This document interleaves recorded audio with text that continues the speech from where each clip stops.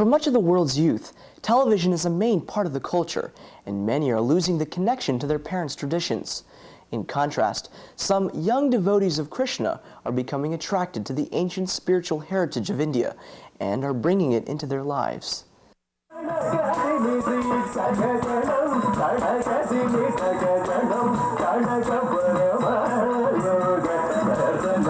We all have our connection with Krishna. And just like in this song, this young girl, she's explaining how Krishna is the sun and she is the lotus flower. And although this lotus flower is so dependent upon the sun to bloom, they are so far apart.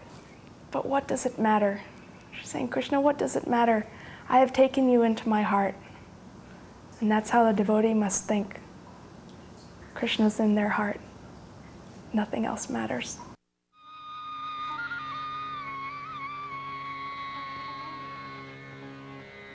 This was the dance performed daily in the temple of Lord Jagannath for thousands of years.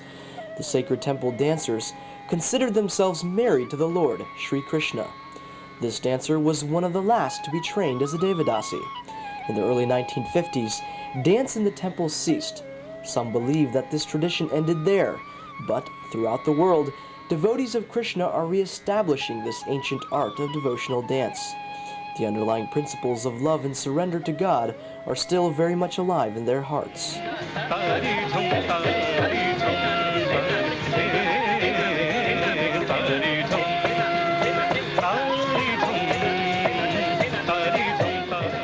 They were basically the servants of God.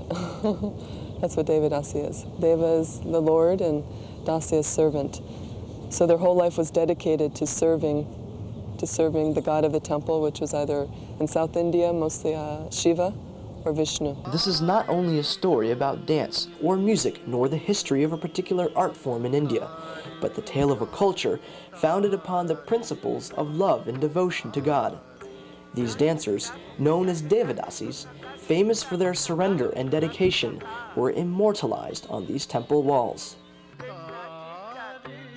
They were married to the deity, and they danced for him every day, and that was their life. Their dance tells the divine story of Krishna's life. Each movement illustrates his beautiful form and qualities. Many dancers today have technically mastered the different styles practiced by the Deva Dasis. These contemporary dancers study in pursuance of art and knowledge, yet the Deva Dasi danced solely as an act of devotion to God. If you love somebody, then you will do anything for them. Similarly, because we love Krishna Jagannath so much, and he becomes happy by seeing us dance, that's why we go and dance everywhere. The story of how a dancer comes into his or her passion is always a fascinating one. Unlike most dancers, Vishnu Tattvadas began his study later on in life. He was a young missionary in Mumbai, India, when he felt his calling to dance. He feels deeply connected to the Deva Dasis.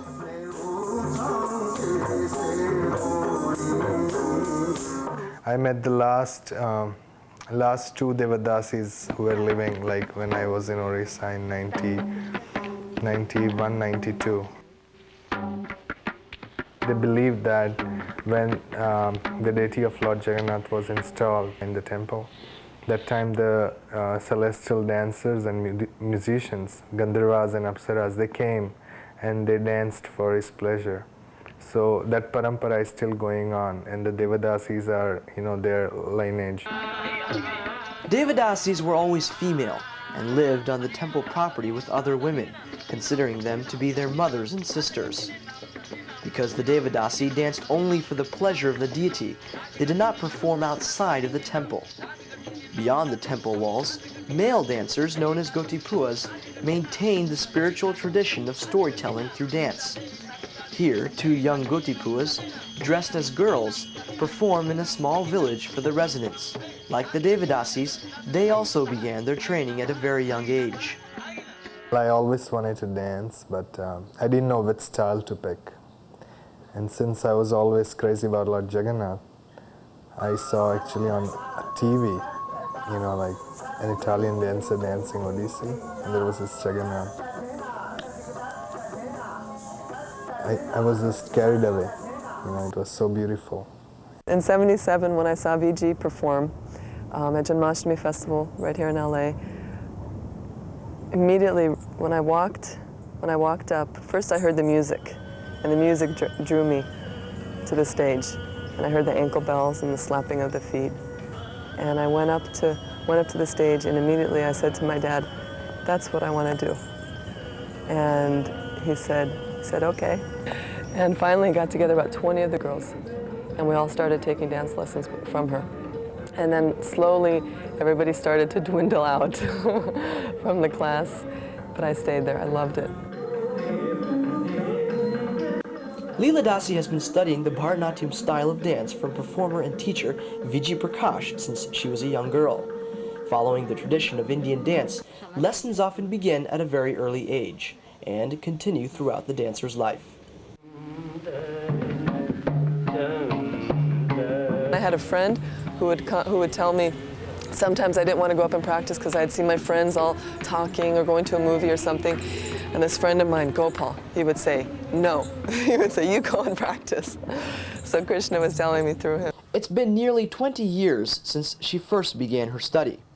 Now she lives with her husband and 2 sons and teaches dance classes from her home. What's this special little guy too?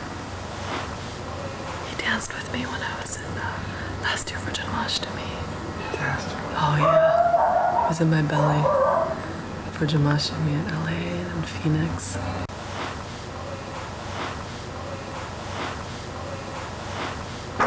He's gonna go to a performance this Saturday.